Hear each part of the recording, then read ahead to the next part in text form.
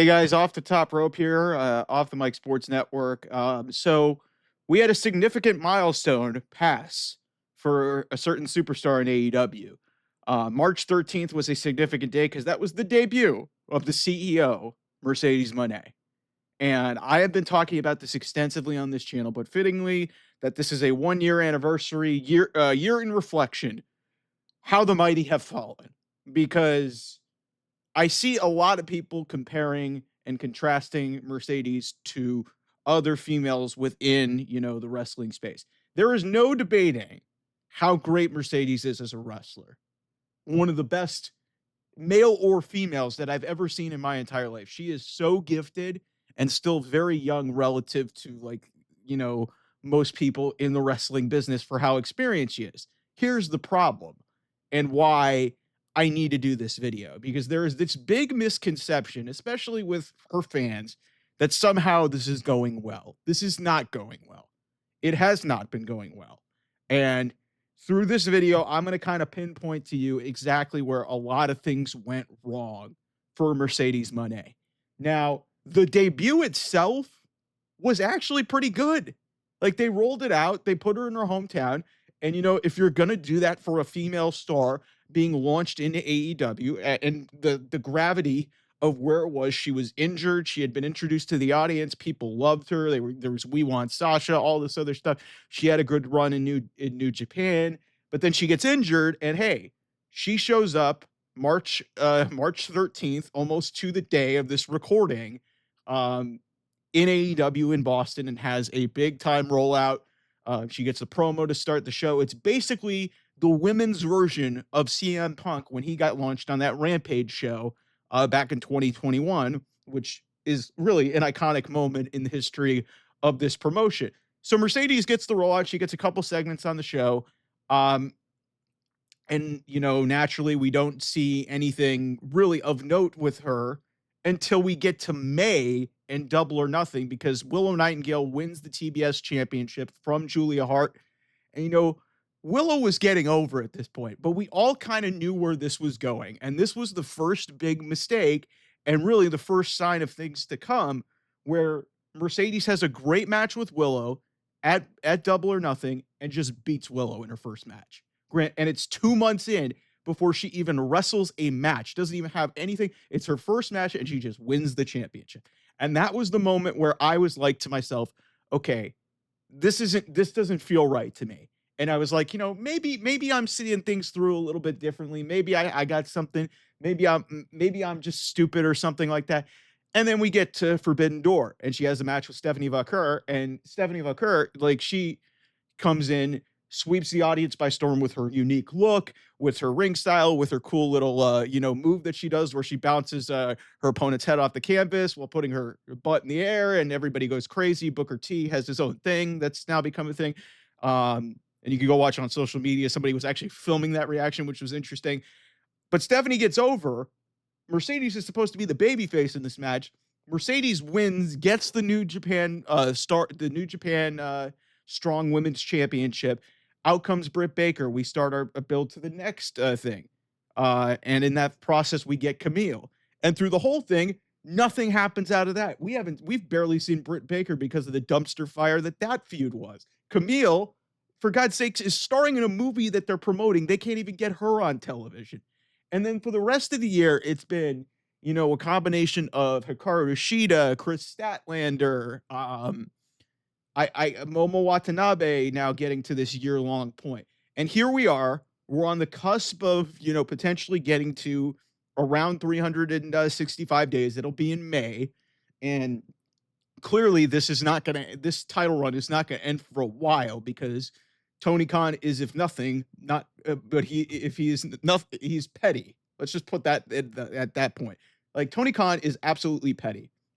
And Jade Cargill has the longest TBS title run. It was the first one over 500 days. There is no way in hell that Mercedes Moné is going to lose that championship.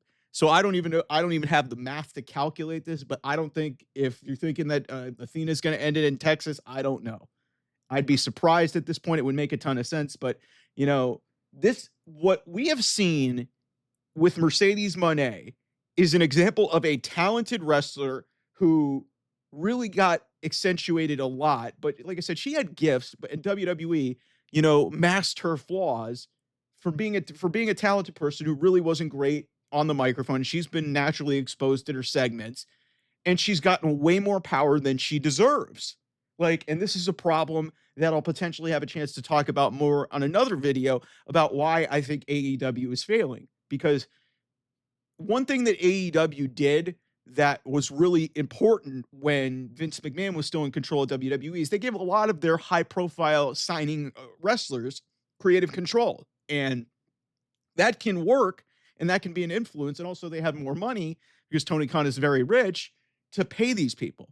But what you've gotten as a result of it is complacency and, people exercising their creative control. So it doesn't benefit the rest of the product. And that's what you're seeing with Mercedes Moné. While on the surface, in some ways, this has been good. And Mercedes has had, still had her run of good matches, but her promo segments haven't hit.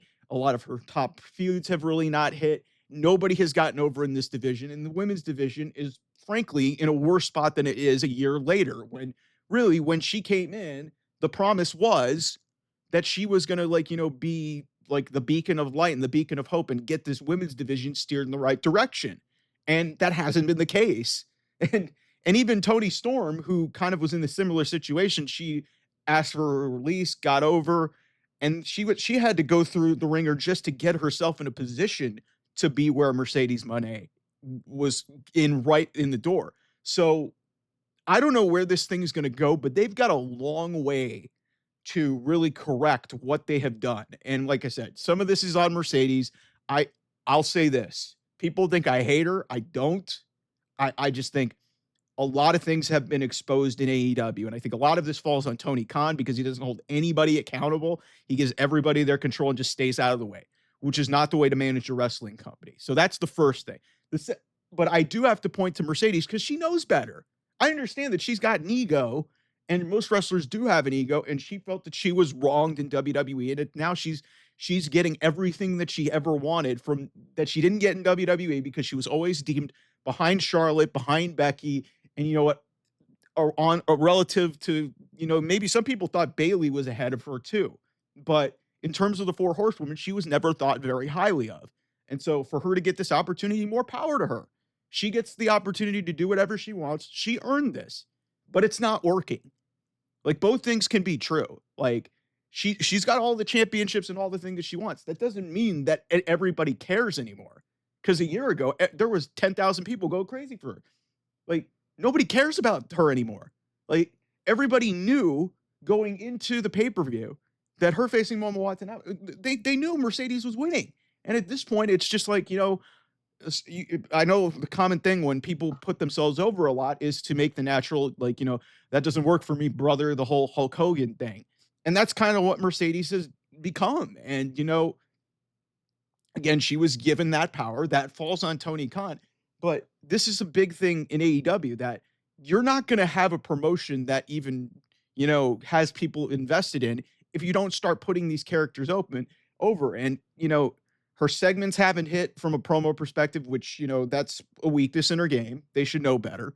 And then, she beats everybody. So there's nobody you can really invest in to, like, believe that she's going to have that, the women's division even has any credibility. So again, like I said, a year into this thing, this has been a monumental flop in terms of what she came in with, all the equity that she came in with to where she is now. I have not seen a fall from grace quite like this in a long time because it's just like I said, this was a slam dunk considering what she had built in a reputation and all that she had coming in. And you had that huge launch with her at Big Business in Boston a year ago.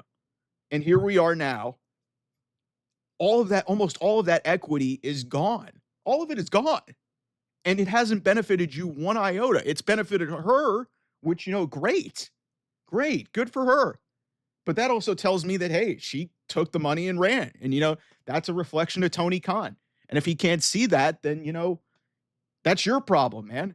That's a you problem. So that's my take on this whole situation a year into the thing. Well, like I said, there's going to be a video coming out here relatively shortly in terms of, creative control. because that's really the big issue that I want to hammer home in terms of here on Off the Top Rope, because that's really the big issue with AEW. Anyway, I will see you guys soon. Thanks for watching. I'll see you guys.